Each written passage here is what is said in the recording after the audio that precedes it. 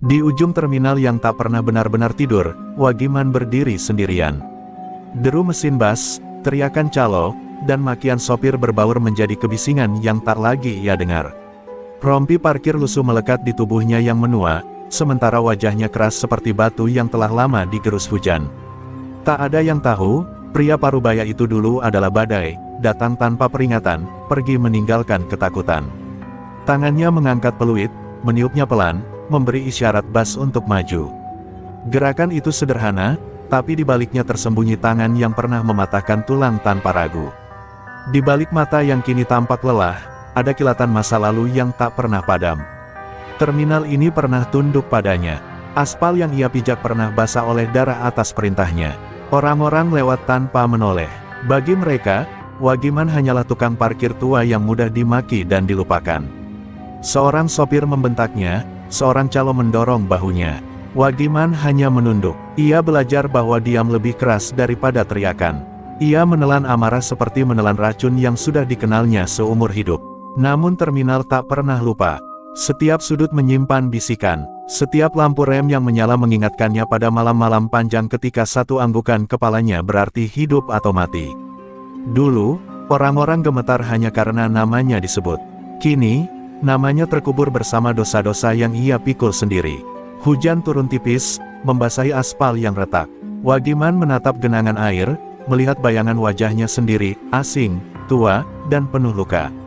Ia bertanya dalam hati, apakah penebusan benar-benar ada, atau hidupnya hanyalah hukuman yang dipanjangkan. Ia memilih tetap berdiri, seolah dengan begitu ia bisa menebus satu nyawa dari 1000 yang pernah ia hancurkan. Di sudut terminal, beberapa preman muda tertawa keras. Mereka meludah sembarangan, menarik uang dari pedagang kecil. Wagiman melihatnya, tapi tak bergerak. Bukan karena takut, melainkan karena ia tahu, jika ia melangkah satu langkah saja, monster lama akan bangkit. Dan ketika monster itu bangkit, tak ada jalan kembali. Angin malam menerpa wajahnya, membawa aroma bensin dan besi panas. Wagiman menarik napas panjang, menahan gemetar di dadanya. Ia berjanji pada dirinya sendiri, terminal ini tak akan lagi menjadi neraka seperti dulu. Bukan dengan kekuasaan, bukan dengan darah. Setidaknya, itulah yang ia yakini, untuk saat ini. Di kejauhan, sebuah bas besar masuk perlahan, lampunya menyapu tubuh Wagiman.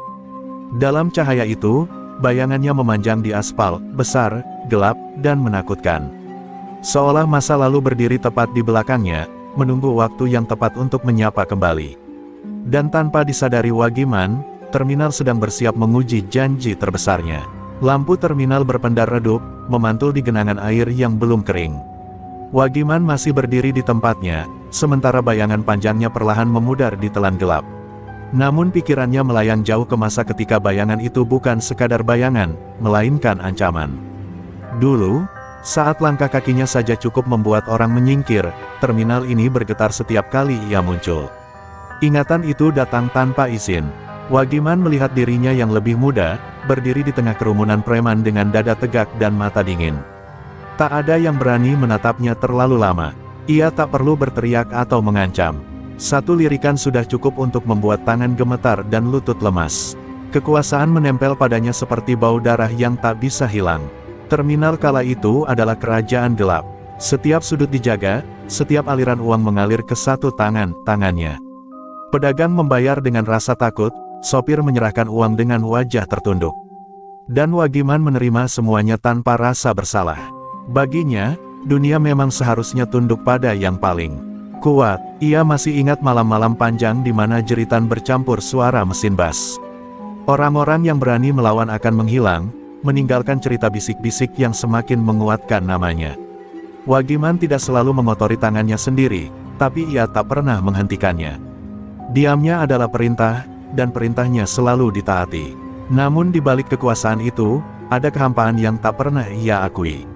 Setiap kali terminal sepi menjelang pagi, Wagiman sering berdiri sendiri, menatap aspal yang dingin. Di saat itulah ia merasa, semua ketakutan yang ia tanam justru tumbuh menjadi bayangan yang mengikutinya kemanapun. Suara klakson tiba-tiba membuyarkan lamunannya. Wagiman tersentak kembali ke masa kini, ke tubuh yang menua dan rompi parkir yang basah oleh hujan. Seorang sopir kembali membentaknya, meminta jalan. Wagiman mengangguk pelan dan memberi isyarat, seolah masa lalu barusan hanyalah mimpi buruk yang tak ingin ia ingat. Dari kejauhan, tawa preman-preman muda kembali terdengar, lebih keras, lebih berani. Ada sesuatu dalam suara mereka yang membuat dada Wagiman terasa berat, kesombongan yang sama, kekejaman yang sama. Ia tahu pola itu, ia pernah menjadi bagian darinya. Dan ia tahu, kekerasan selalu mencari jalan untuk kembali berkuasa. Wagiman menunduk, menggenggam peluit di tangannya. Untuk sesaat, urat-urat di lengannya menegang, seolah tubuhnya mengingat siapa dirinya dulu. Ia melepaskan napas panjang, menenangkan diri. Ia telah mengubur nama itu. Nama yang pernah membuat dunia menunduk. Tapi jauh di dalam hatinya, Wagiman sadar, nama itu belum mati. Ia hanya menunggu dipanggil oleh keadaan. Malam itu turun tanpa peringatan, seolah terminal sengaja menutup langit agar dosa-dosa manusia tak terlihat. Lampu-lampu menyala pucat, dan angin membawa firasat buruk yang menusuk dada Wagiman. Ia masih menjadi raja saat itu, duduk di balik kekuasaan yang tampak kokoh, tanpa menyadari bahwa fondasinya mulai retak dari dalam. Konflik kecil antar anak buahnya meledak menjadi bara. Perebutan wilayah, uang setoran yang hilang, dan bisikan pengkhianatan menyebar lebih cepat dari api. Wagiman menganggapnya hal biasa. Dunia preman memang hidup dari darah dan ketakutan. Ia tak tahu, malam itu bukan sekadar pertikaian, melainkan awal dari kehancuran yang ia undang sendiri. Di tengah kekacauan itu, satu nama membuat jantungnya berhenti berdetak. Orang terdekatnya, satu-satunya yang berani menasihatinya tanpa gemetar, terjebak di tengah amukan. Saat Wagiman tiba, suara benturan besi dan jeritan memenuhi udara. Terlambat, terlalu terlambat, tubuh itu tergeletak di aspal, napasnya putus-putus, matanya menatap Wagiman seolah menuntut jawaban yang tak pernah ada. Darah menggenang, mengalir di sela-sela retakan aspal terminal. Wagiman berlutut, tangannya gemetar saat menyentuh tubuh yang mulai dingin. Untuk pertama kalinya, kekuasaannya tak berarti apa-apa. Semua teriakan, semua perintah, semua rasa takut yang ia ciptakan tak mampu mengembalikan satu nyawa yang kini pergi karena sistem kejam yang ia bangun sendiri. Teriakan pecah di sekelilingnya, anak buah saling menyalahkan, senjata terangkat, dan kemarahan meledak tanpa arah. Wagiman berdiri di tengah badai itu dengan wajah kosong. Di saat itulah ia menyadari kebenaran paling pahit, kekuasaannya bukan perlindungan, melainkan kutukan. Setiap orang yang mendekat padanya akhirnya akan terseret ke dalam neraka yang sama. Malam itu, Wagiman tidak memerintahkan balas dendam. Tidak ada eksekusi, tidak ada pembalasan. Ia hanya berjalan pergi, meninggalkan teriakan, darah, dan nama besarnya sendiri. Para preman terdiam, tak mengerti mengapa raja mereka pergi tanpa sepatah kata. Hujan turun deras, mencuci aspal yang berlumur darah, namun tak mampu membersihkan rasa bersalah di dada Wagiman.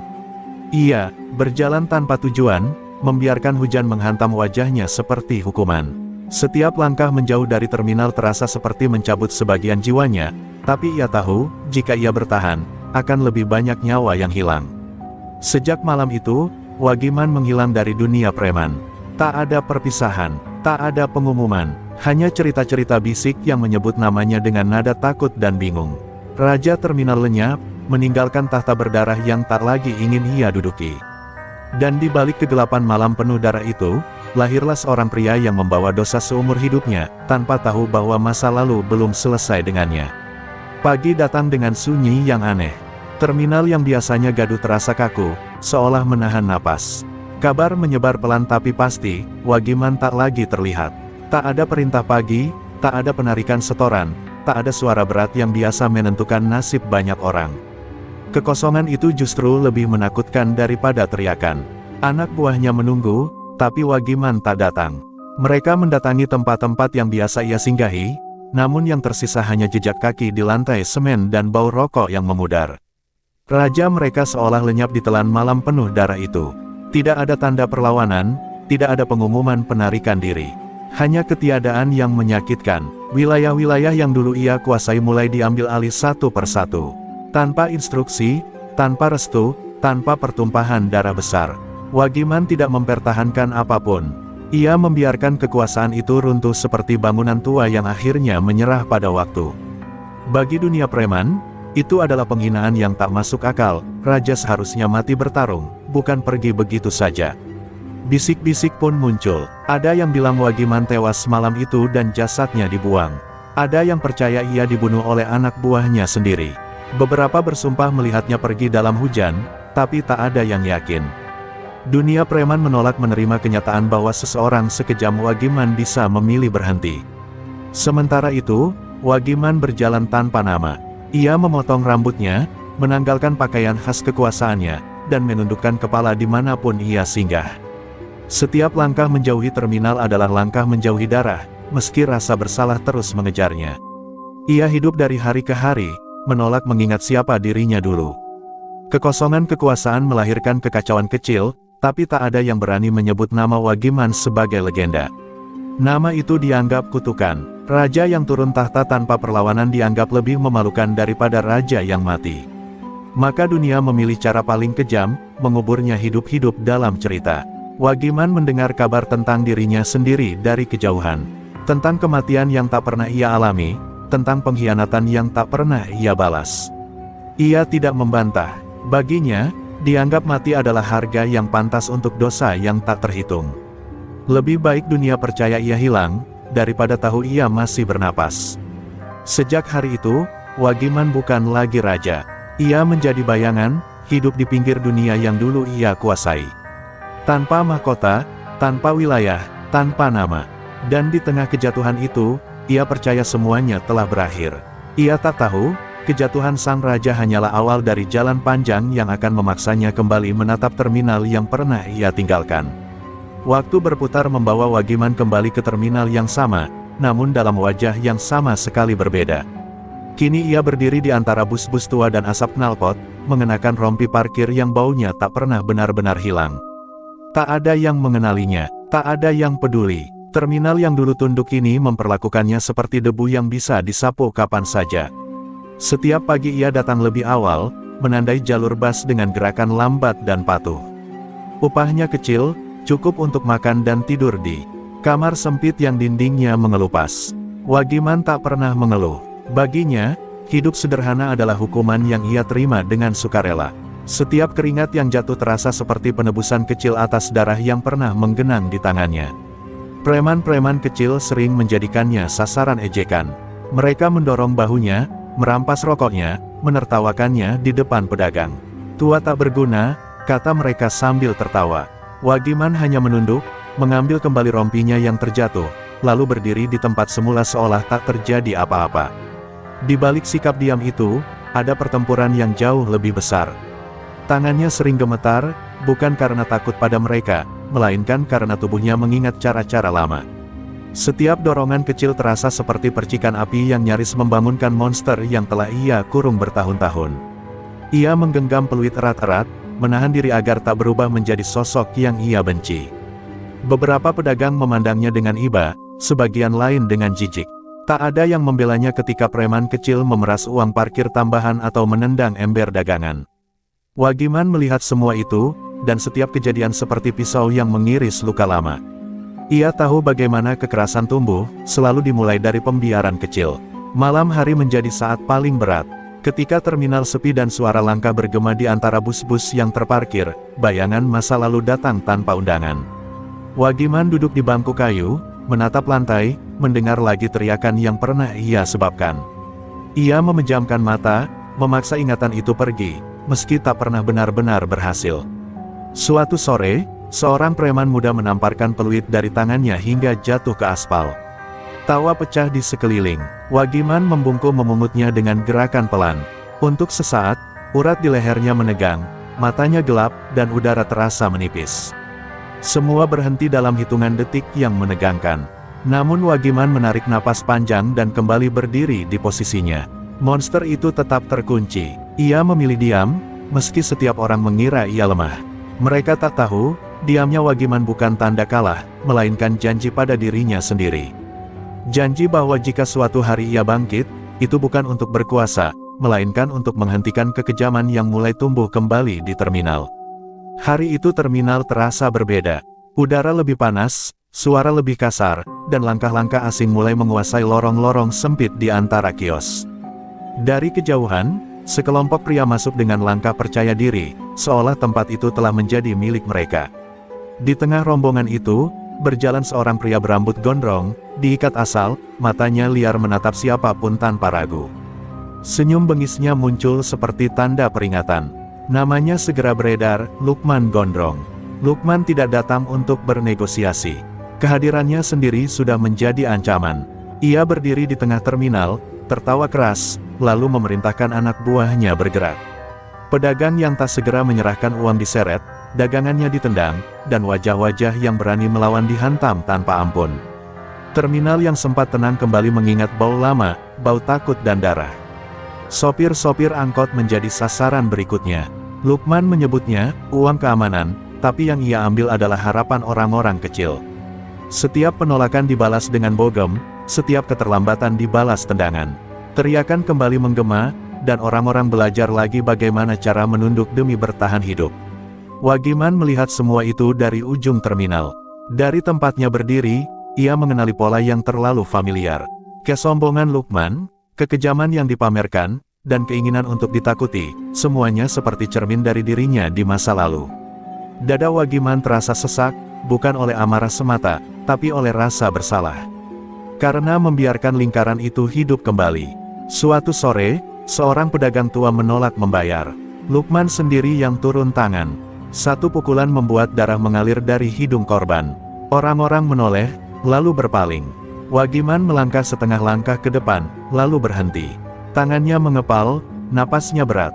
Ia tahu, sekali ia bergerak, semuanya akan berubah. Anak buah Lukman mulai menandai wilayah, menempelkan tatapan menantang pada siapapun yang dianggap lemah. Beberapa preman kecil yang dulu merendahkan Wagiman kini berdiri di belakang Lukman, tertawa lebih keras, merasa dilindungi oleh kekuasaan baru. Terminal semakin gelap, dan hukum hanya menjadi kata kosong. Malam turun membawa kekacauan yang lebih kejam. Seorang sopir dipukuli hingga terkapar karena tak mampu membayar. Darah menetes di aspal, mengalir pelan di bawah lampu terminal. Wagiman berdiri tak jauh dari sana, menyaksikan dengan mata yang bergetar. Setiap tetes darah itu seperti memanggil nama lamanya. Lukman Gondrong berdiri di tengah terminal seperti raja baru, mengangkat dagunya dengan bangga.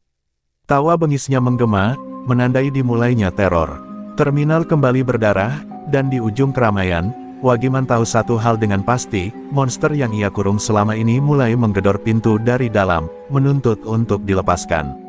Malam itu terminal diselimuti cahaya lampu yang berkedip, seolah ikut gelisah. Lukman Gondrong duduk santai di atas kursi plastik, kaki disilangkan, dikelilingi anak buahnya yang tertawa keras. Di tangannya, sebatang rokok menyala, asapnya berputar malas di udara. Ia merasa tak tersentuh. Terminal sudah mulai tunduk, dan rasa berkuasa itu membuat senyumnya semakin lebar. Di tengah obrolan kasar dan tawa liar, seorang preman tua yang wajahnya penuh bekas luka tiba-tiba terdiam. Tatapannya kosong, seperti menatap sesuatu yang tak terlihat. Ia meneguk minuman dengan tangan gemetar, lalu tanpa sadar melontarkan satu nama yang tak pernah disebut lagi selama bertahun-tahun. Nama itu jatuh pelan, tapi berat, Wagiman. Lukman tertawa keras mendengarnya. Siapa itu? Raja tua yang sudah jadi cerita dongeng. Ejeknya sambil mengibaskan tangan. Baginya, masa lalu tak lebih dari lelucon. Dunia hanya milik yang berani dan kejam, dan ia merasa berada di puncaknya. Namun tawa itu perlahan meredup ketika ia melihat wajah-wajah di sekelilingnya berubah tegang. Preman tua itu menunduk, keringat menetes di pelipisnya meski malam dingin. Bibirnya bergetar saat ia menjelaskan, suaranya nyaris berbisik. Ia bercerita tentang seorang pria yang dulu tak perlu mengangkat suara untuk membuat orang patuh, tentang malam-malam ketika satu perintah berarti kematian. Anak buah lain saling pandang, beberapa menelan ludah, seolah nama itu membangunkan mimpi buruk yang lama terkubur. Lukman berhenti tertawa, matanya menyipit, menatap preman tua itu dengan dingin. Ia tak percaya pada legenda, tapi ia percaya pada ketakutan. Dan ketakutan itu nyata, terlihat jelas di wajah orang-orang yang biasanya tak gentar. Rasa penasaran mulai menggerogoti dadanya, bercampur dengan amarah karena ada nama lain yang berani disebut di wilayahnya. Kalau dia masih hidup, kata Lukman pelan namun tajam, kenapa dia sembunyi? Senyum bengis kembali muncul, kali ini lebih tipis, lebih berbahaya. Baginya, raja lama yang bersembunyi hanyalah tantangan yang menunggu dihancurkan. Ia ingin melihat sendiri, apakah legenda itu benar atau hanya bayangan masa lalu. Sejak malam itu, Lukman mulai memperhatikan sekelilingnya. Tatapannya sering tertuju pada tukang parkir tua di ujung terminal, pria pendiam yang selalu menunduk dan tak pernah melawan. Ada sesuatu dalam sikap diam itu yang mengganggunya, seolah menyimpan rahasia yang tak ingin terlihat. Bisikan tentang Wagiman menyebar pelan, dari mulut ke mulut, membawa kegelisahan. Sebagian orang berharap nama itu bangkit untuk menghentikan teror, sebagian lain takut jika kebangkitan itu justru membawa neraka yang lebih besar. Terminal hidup dalam ketegangan yang menyesakkan. Di bawah langit malam, Lukman gondrong berdiri dan menginjak rokoknya hingga padam. Keputusannya bulat, ia akan mencari kebenaran di balik nama lama itu. Ia akan membuktikan, di hadapan semua orang, siapa raja sebenarnya di terminal ini, dan siapa yang pantas berlutut. Siang itu terminal penuh sesak. Bas datang dan pergi tanpa jeda, teriakan calo bersahutan, dan panas memantul dari aspal seperti bara.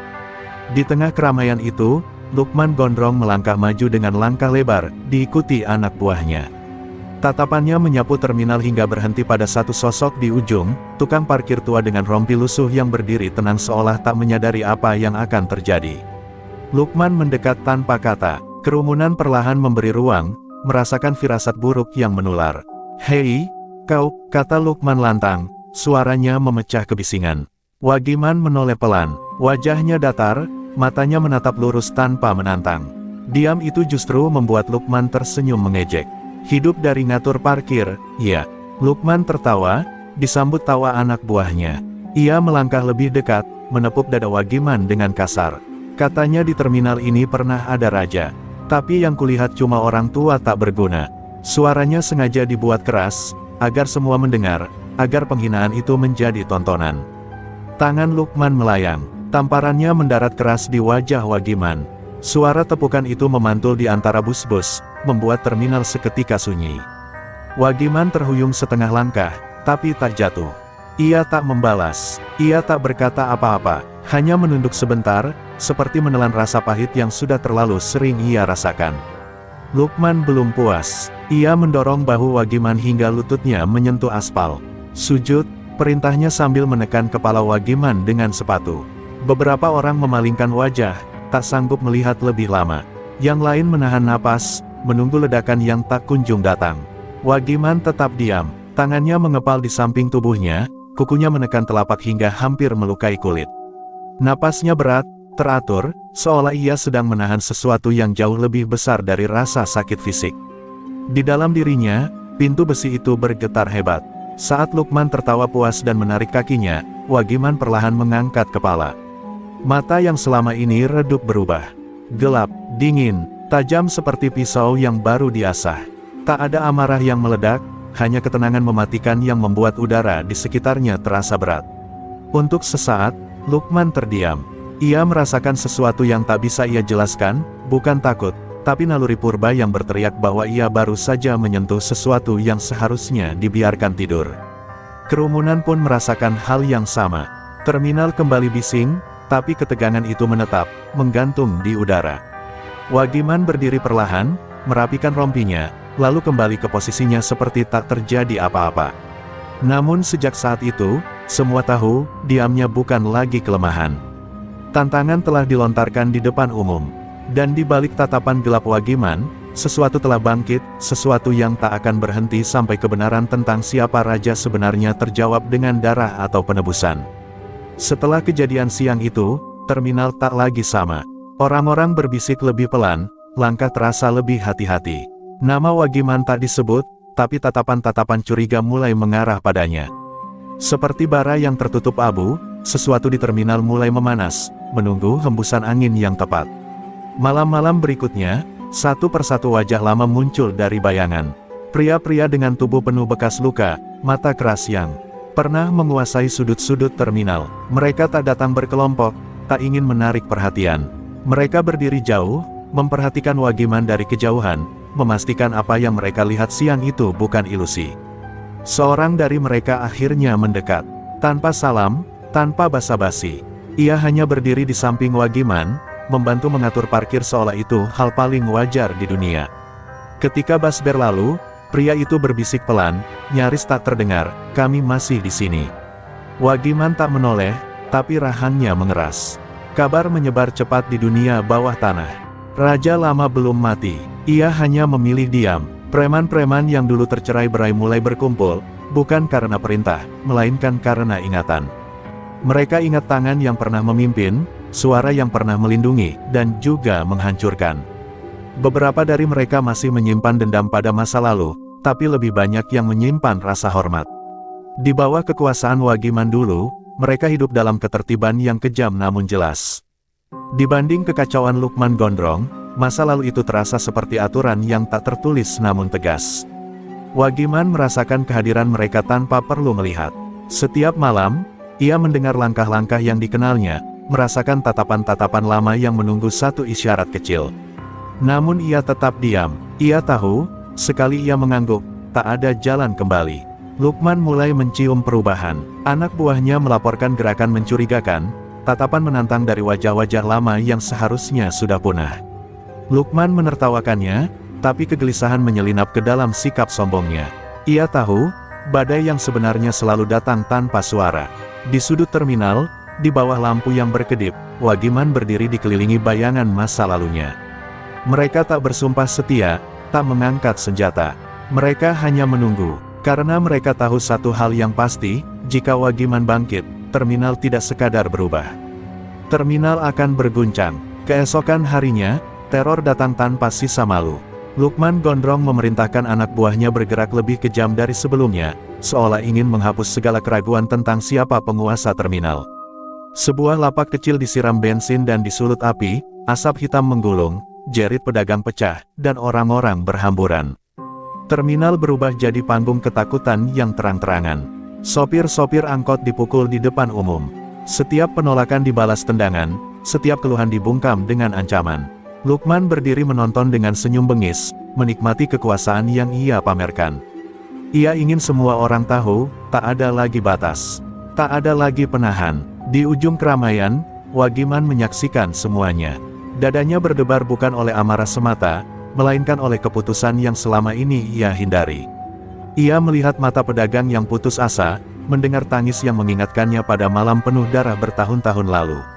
Pintu besi itu kembali bergetar, kali ini lebih keras. Teriakan seorang anak kecil memecah hiruk-pikuk. Anak itu tersandung di antara kaki-kaki yang berlarian, terjatuh tepat di jalur amukan. Seorang preman Lukman mengangkat tangan, berniat mendorongnya agar minggir dengan kasar. Dalam sekejap, Wagiman melangkah maju, satu langkah yang mengubah segalanya.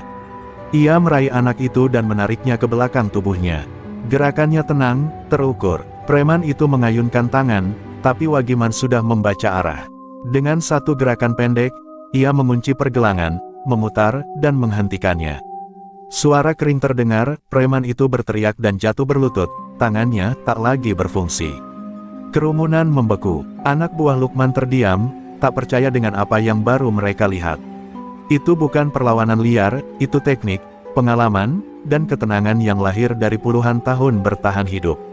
Wagiman berdiri tegak, melindungi. Anak itu di belakangnya, matanya kembali dingin. Lukman melangkah maju, wajahnya berubah dari senyum menjadi muram. Ia menatap Wagiman, kini bukan sebagai tukang parkir, melainkan sebagai ancaman nyata. Untuk sesaat, terminal sunyi yang berat, seperti tarikan napas sebelum badai. Wagiman mengantar anak itu ke arah aman, lalu berbalik menghadap Lukman. Tak ada kata yang diucapkan, tapi pesan itu jelas. Perang yang selama ini ditunda tak lagi bisa dihindari. Di antara asap, tatapan, dan darah yang mengering, semua orang tahu, garis telah dilampaui, dan terminal bersiap menyambut benturan yang akan menentukan nasibnya. Malam turun dengan sunyi yang berat, seolah terminal ikut menahan napas. Setelah insiden siang itu, Wagiman menghilang dari pos parkirnya. Bukan untuk lari, melainkan untuk berdiri di tempat yang selama ini ia hindari, di tengah bayangan masa lalunya sendiri. Di sudut-sudut gelap terminal, langkah-langkah lama mulai mendekat, bukan dipanggil, tapi dipanggil oleh naluri. Satu persatu mereka datang. Wajah-wajah keras yang pernah menguasai lorong-lorong sempit, tubuh yang menyimpan bekas luka lama, mata yang tak asing dengan kekerasan.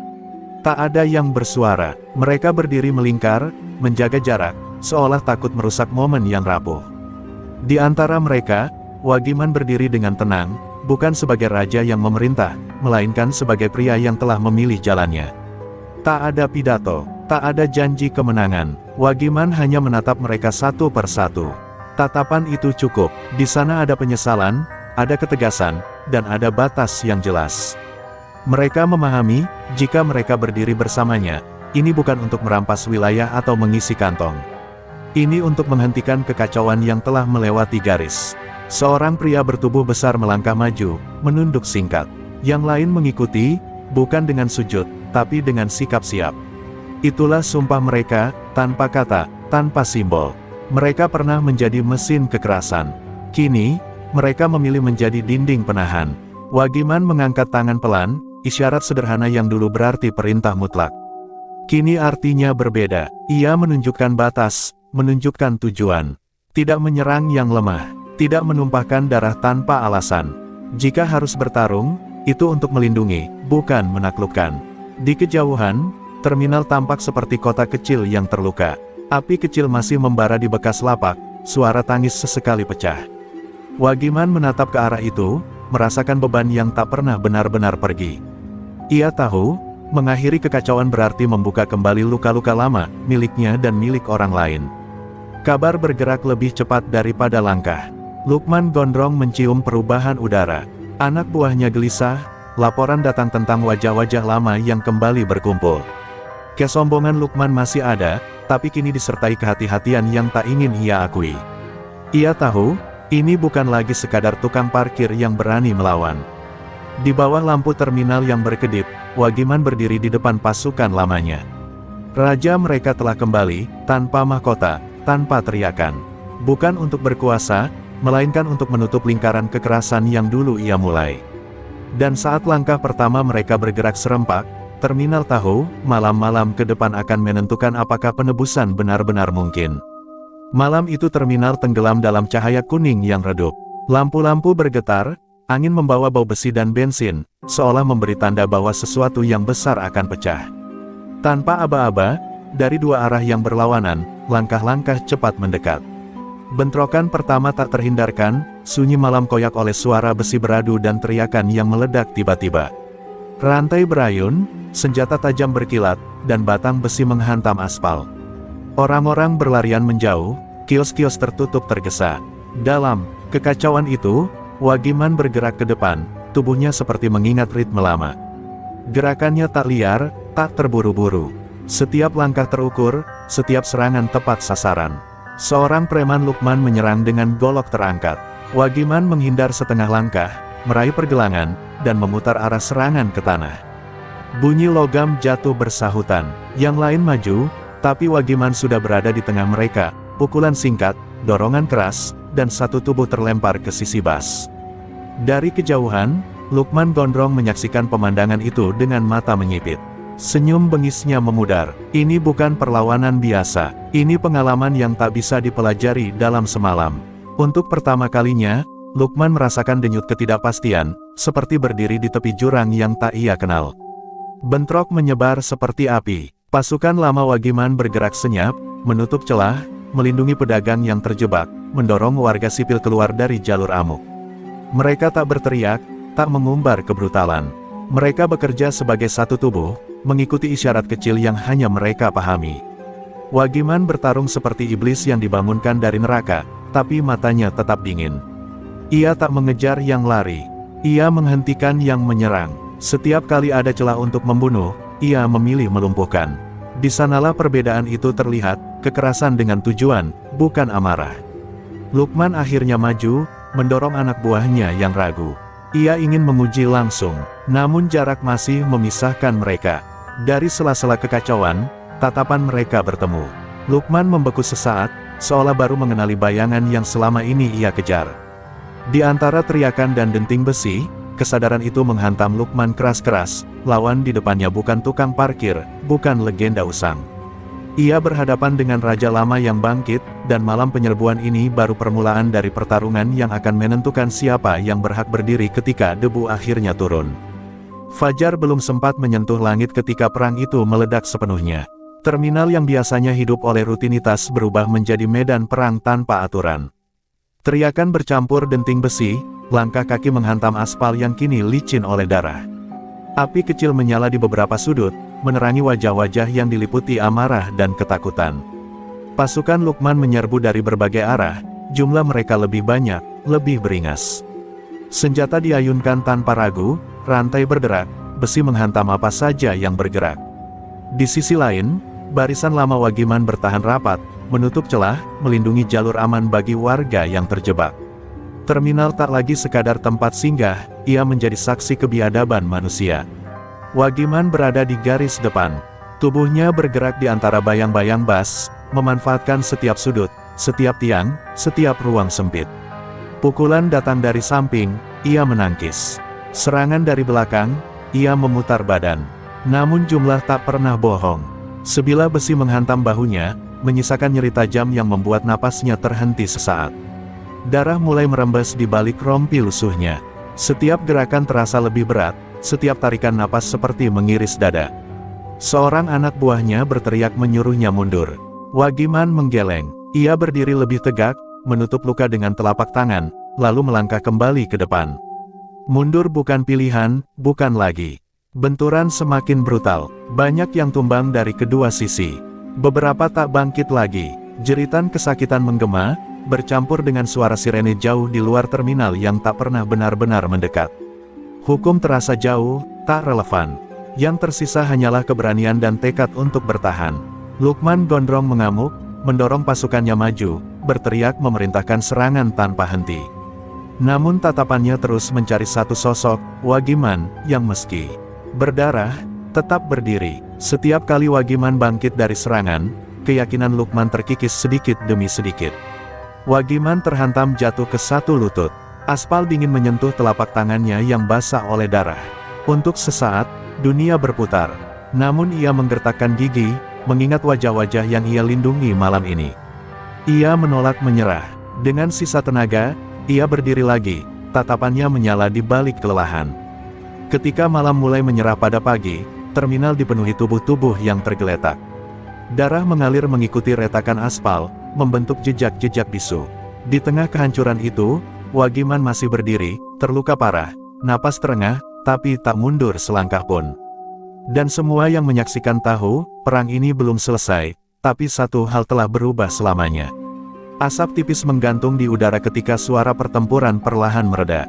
Mereka yang tersisa mundur membentuk lingkaran tak terucap, memberi ruang di tengah terminal yang hancur. Di sanalah Wagiman berdiri, tubuhnya berlumur darah, bahunya tertahan nyeri, namun matanya tetap tajam. Di hadapannya, Lukman Gondrong melangkah maju, napas memburu, wajahnya dipenuhi amarah yang kini bercampur ketakutan. Tak ada aba-aba, tak ada teriakan. Duel itu dimulai dengan benturan tubuh yang keras, seperti dua dunia yang saling menghantam. Lukman menyerang lebih dulu, mengayunkan besi dengan seluruh tenaga. Wagiman menangkis, getaran menghantam lengannya yang terluka, membuat rahangnya mengeras menahan sakit. Mereka saling mendesak, sepatu menggesek aspal basah darah.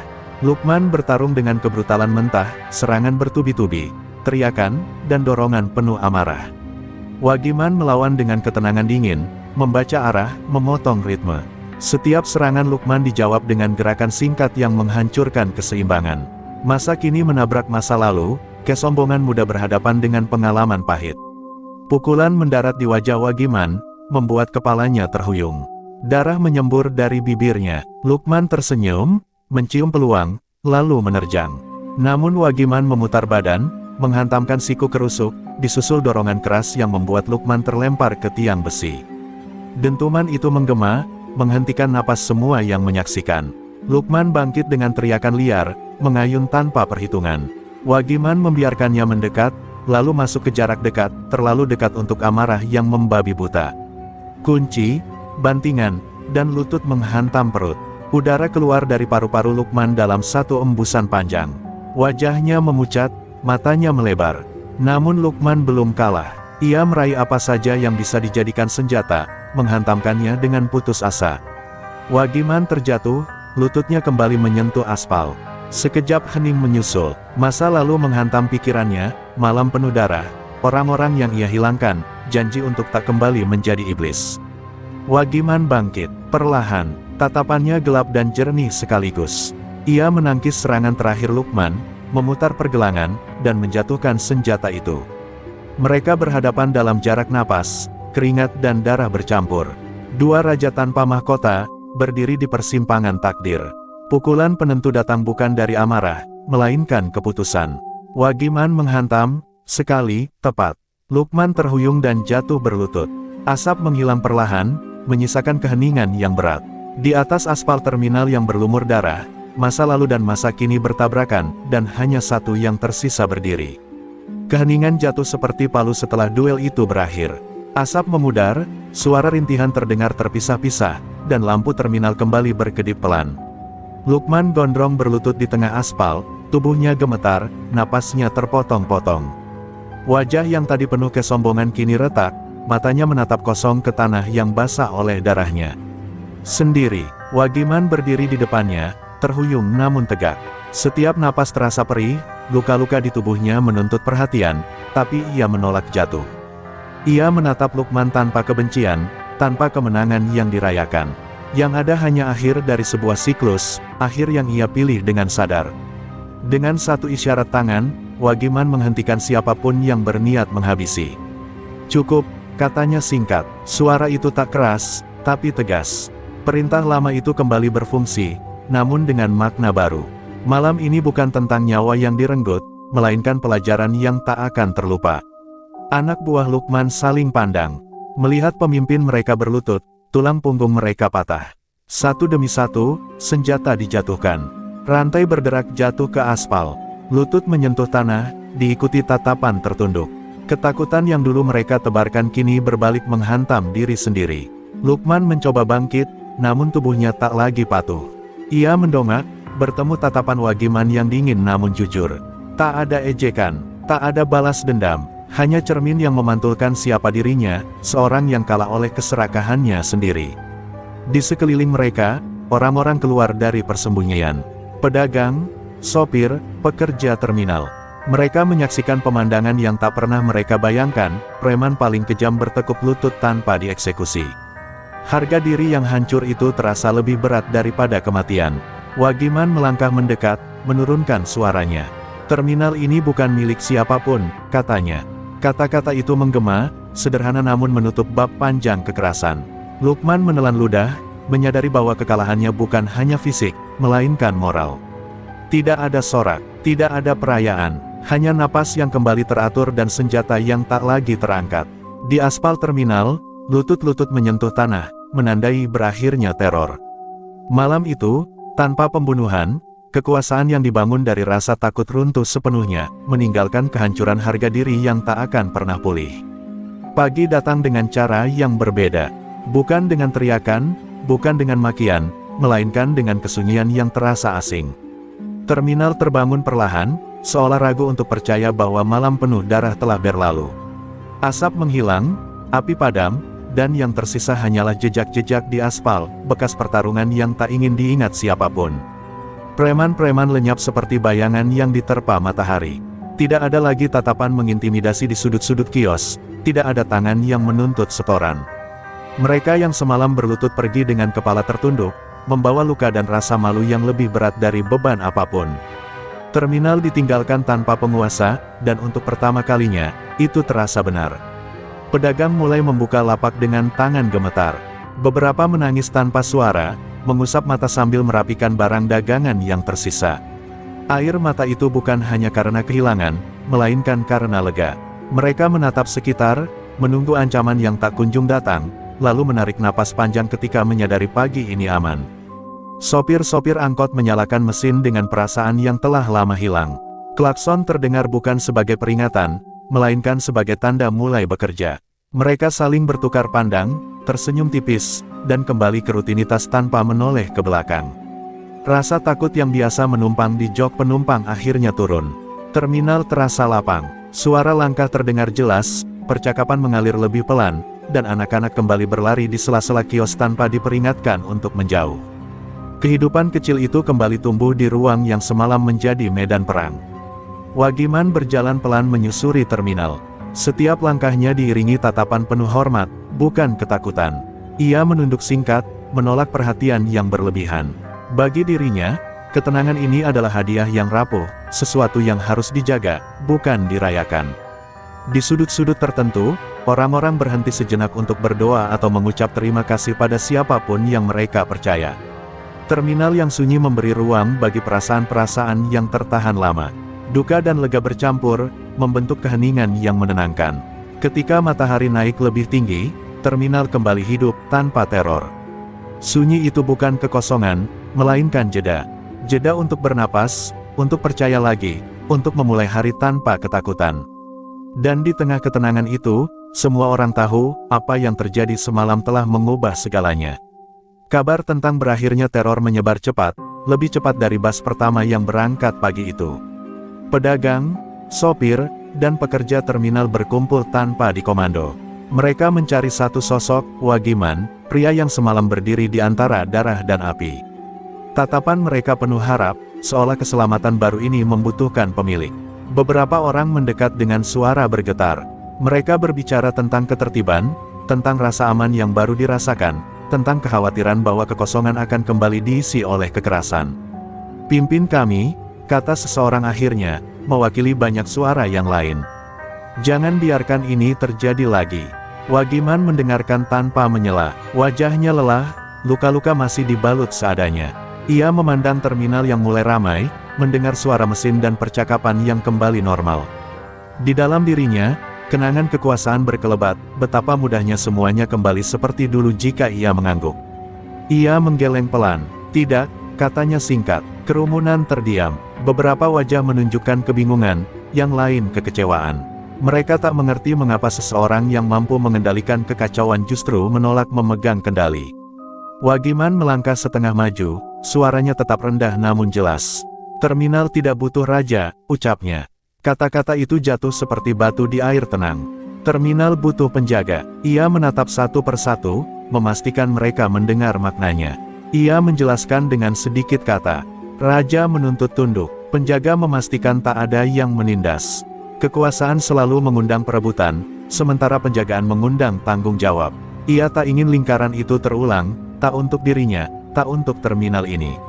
Beberapa orang mencoba membantah, tapi Wagiman tetap teguh. Ia tahu, menolak kekuasaan adalah ujian terakhir dari masa lalunya. Jika ia menerimanya, semua yang ia lakukan akan kehilangan arti. Ia memilih jalan yang lebih berat, berada di dekat bahaya tanpa memerintah. Kerumunan perlahan mengerti. Anggukan kecil muncul, satu demi satu. Harapan mereka tak padam, hanya berubah bentuk. Mereka tak lagi mencari raja, melainkan percaya pada keseimbangan yang dijaga bersama. Wagiman melangkah pergi dari tengah kerumunan, kembali ke ujung terminal. Di sana, tanpa singgasana dan tanpa gelar, ia berdiri seperti biasa. Penolakan itu bukan kelemahan, melainkan keputusan yang memastikan terminal tak akan lagi jatuh pada bayangan kekuasaan yang pernah menghancurkannya. Hari-hari kembali berjalan seperti seharusnya. Wagiman mengenakan rompi lusuhnya lagi, berdiri di antara bus yang keluar masuk terminal. Tangannya mengangkat peluit, mengatur parkir dengan gerakan sederhana. Tak ada yang berubah di penampilannya, kecuali aura yang tak lagi bisa disembunyikan. Setiap orang yang melintas menunduk hormat. Bukan karena takut, melainkan karena tahu siapa yang berdiri di hadapan mereka. Tak ada sorakan, tak ada pujian. Hanya isyarat kecil, anggukan, senyum singkat, yang menyimpan rasa terima kasih mendalam. Preman-preman kecil yang dulu gemar meremehkan kini menghilang. Mereka memilih jalan lain, pekerjaan lain, atau terminal lain. Nama Wagiman beredar, pelan, tak pernah diucapkan keras-keras, namun cukup untuk membuat niat jahat mati sebelum lahir. Pedagang berjualan tanpa was-was. Sopir berhenti sejenak untuk berbincang, menanyakan kabar, menawarkan rokok. Anak-anak kembali bermain di sela kendaraan, dan ibu-ibu tak lagi menarik mereka menjauh saat senja datang. Terminal bernapas lebih lega. Wagiman jarang bicara. Ia memilih mendengar. Setiap suara pertengkaran kecil, setiap perubahan nada, ia tangkap tanpa terlihat. Ia tak menunggu kekerasan meledak, ia memadamkannya sebelum api muncul. Begitulah cara penjaga bekerja, diam, tapi selalu hadir. Beberapa mantan anak buahnya tetap berada di sekitar terminal, menyamar sebagai pedagang atau kernet. Tak ada struktur, tak ada perintah resmi. Hanya kesepakatan sunyi untuk menjaga batas. Mereka tahu, satu langkah salah akan berhadapan dengan bayangan yang sama. Di malam hari, ketika terminal mulai sepi, Wagiman berdiri di bawah lampu temaram. Bayangannya memanjang di aspal, seolah menyelimuti sudut-sudut gelap. Tak ada patroli, tak ada senjata. Namun kehadirannya cukup untuk membuat malam tetap tenang. Wagiman bukan lagi raja yang ditakuti. Ia adalah bayangan yang melindungi, tak terlihat ketika segalanya baik-baik saja, namun selalu ada ketika kegelapan mencoba kembali. Dan selama bayangan itu berdiri, terminal akan tetap aman. Waktu berjalan, dan terminal terus hidup dengan ritmenya sendiri. Bus datang dan pergi, pedagang berganti, sopir silih berganti rute. Namun ada satu hal yang menetap, sebuah nama yang beredar dari mulut ke mulut, diucapkan pelan, dengan nada berbeda dari cerita-cerita lama. Nama Wagiman tak lagi disertai bisik ketakutan. Orang-orang menyebutnya dengan tenang, bahkan hangat. Para pedagang tua menceritakan pada yang muda tentang masa gelap terminal, tentang darah dan pemerasan, lalu tentang satu malam ketika semuanya berhenti. Nama itu hadir bukan sebagai ancaman, melainkan sebagai pengingat. Anak-anak terminal tumbuh dengan kisah yang berubah. Mereka tak lagi mendengar Wagiman sebagai monster, tapi sebagai orang yang memilih berhenti. Yang menolak mahkota, menolak kuasa, dan memilih berdiri di ujung keramaian untuk menjaga. Legenda itu sederhana, justru karena itu ia bertahan. Mantan preman yang masih berkeliaran di kota lain pun mengenal nama itu. Bukan untuk ditantang, melainkan dijadikan cermin. Banyak yang menghindar, beberapa memilih jalan baru. Nama Wagiman menjadi batas tak tertulis, sebuah peringatan bahwa kekerasan selalu punya akhir. Bagi para sopir, Wagiman adalah alasan mereka berani menegur ketidakadilan kecil. Bagi pedagang, ia simbol bahwa keamanan tak harus dibeli dengan setoran. Nama itu memberi keberanian diam-diam, menular tanpa paksaan. Wagiman sendiri jarang menyadari bagaimana namanya tumbuh. Ia tetap memarkir bus, meniup peluit, dan pulang dengan langkah yang sama. Ketika mendengar orang menyebut namanya, ia hanya menunduk, seolah ingin mengecilkan bayangan yang dibesarkan cerita. Legenda itu bukan tentang kemenangan dalam duel, bukan tentang berapa banyak lawan yang tumbang. Legenda Wagiman lahir dari satu pilihan yang sulit, berhenti menjadi apa yang ia kuasai, dan mulai menebus apa yang telah ia hancurkan. Dan begitulah namanya hidup, bukan sebagai raja preman, bukan sebagai penguasa terminal, melainkan sebagai penebusan yang berjalan, diam, rendah hati, dan cukup kuat untuk mengubah ketakutan menjadi hormat. Di ujung terminal, Wagiman berdiri seperti biasa. Rompi kusam melekat di tubuhnya, peluit tergantung di leher, dan matanya menatap lalu lintas bus yang keluar masuk tanpa tergesa. Tak ada yang istimewa dari sikapnya. Ia tampak seperti tukang parkir pada umumnya, hingga orang-orang menyadari siapa dia sebenarnya. Tak ada mahkota di kepalanya. Tak ada singgasana, tak ada pasukan bersenjata yang berjaga di belakangnya. Namun setiap sudut terminal seolah mengenal langkahnya. Setiap suara gaduh meredam dengan sendirinya ketika ia melintas. Bukan karena ancaman, melainkan karena kesadaran. Terminal itu bebas. Bebas dari setoran, bebas dari teror, bebas dari jerit malam yang dulu akrab. Kebebasan itu tak ditulis dalam peraturan, tak dipasang di papan pengumuman. Ia hidup dalam kebiasaan baru, saling menghormati, saling menjaga. Bukan karena hukum. Hukum pernah ada, tapi tak selalu hadir ketika darah tumpah. Bukan karena polisi. Seragam pernah lewat, tapi ketakutan tetap tinggal.